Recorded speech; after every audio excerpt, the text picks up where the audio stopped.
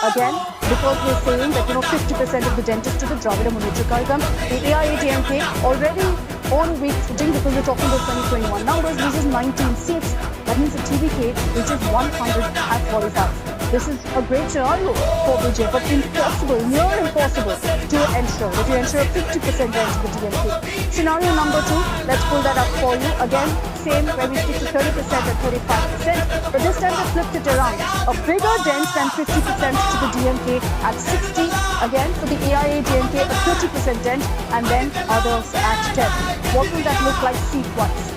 Well, again, 30% vote share, that will mean 33 seats of the DMK will go away, 2 seats of the AIADMK, the TVK reaches 35. Same formula that I explained to you earlier, with a 35% vote share, the DMK loses about 141 seats. And the AIADMK at 18 seats, that brings TVK out of the 234 to 159. We haven't accounted the others as far as numbers go. But that is scenario 2, where it's a 60 to 30 to 10 ratio. Let's bring up scenario 3 right now. And again here, the ratio is different, but we're still doing the 30 versus 35 comparison.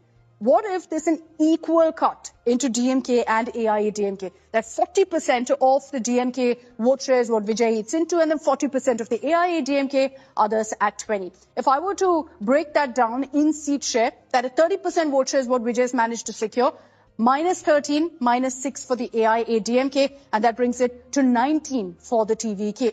But if Vijay gets a 35% vote share, 89 seats the DMK loses, 50 seats the AIADMK, which means essentially the AIADMK would be down to about 20 seats in all. 139 is what TVK